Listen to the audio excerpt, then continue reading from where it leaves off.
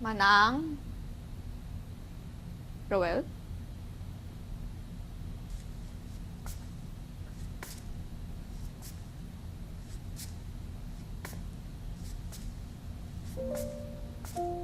I'm sorry.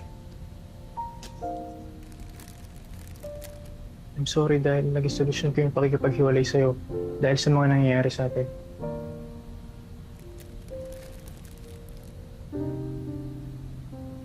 Pero na-realize ko na hindi ko pala kaya na wala ka. Kaya sana tanggapin mo ulit ako. That's why ulitin kong proposal ko sa'yo. Anika, will you marry me?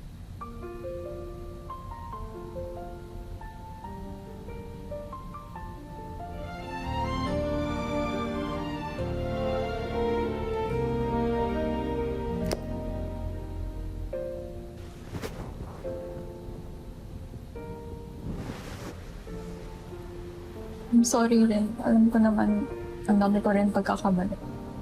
Siskapin ko rin magbago. Promise ko yan. Salamat.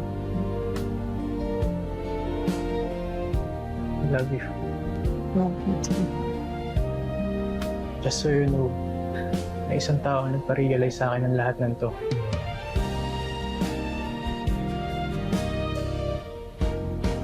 Hi, sis! Ano na? Natapos mo na ba yung mga Natapos ko na gagawin? everything. Wala ka nang iintindihin. Ako pa ba? Ate?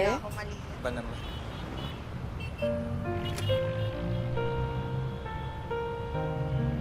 Manika. Tinawag mo ba akong ate? Oo naman. Ate naman talaga kita, diba? Ate, kaya ako napunta rito para ibigay yung invitation. Para sa kasal namin ni Roel.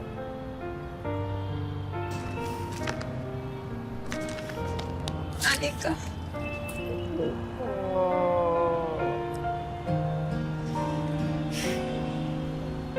Salamat. Siyempre naman, pwede bang mawala ang ate ko sa kasal bilang maid of honor? Maid of honor ako? Sana all invited. Oo. Siyempre naman, invited ka rin. Talaga? Invited! Oh my gosh, invited ako sa kasal ng idol ko! Pwede ba akong bridesmaid? Charot lang! Ako na lang yung bride. Ako na lang yung flower girl. Charot ulit. Ayan! Perfect na perfect. Bagay na bagay sa'yo.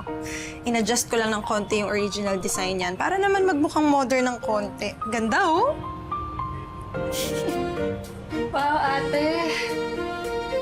Alam ko namang na-inspire ka sa wedding gown ni Mama. Kaya pala napapanaginipan ko tong design na to.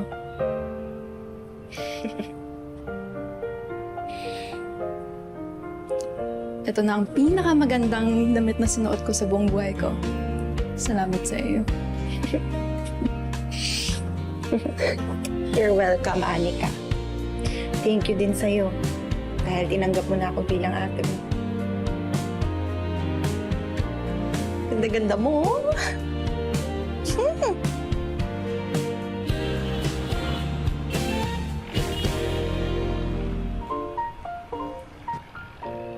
Okay po, salamat po. Thank you for choosing Ever After po. Bye-bye! Sis! Nag-triple ang inquiries natin dito sa Ever After simula nung ikasal si Anika at Ruel. Kaya pa ba natin to? Ay, naku, Malia, huwag ka nang magreklamo. Blessing nga yan, eh.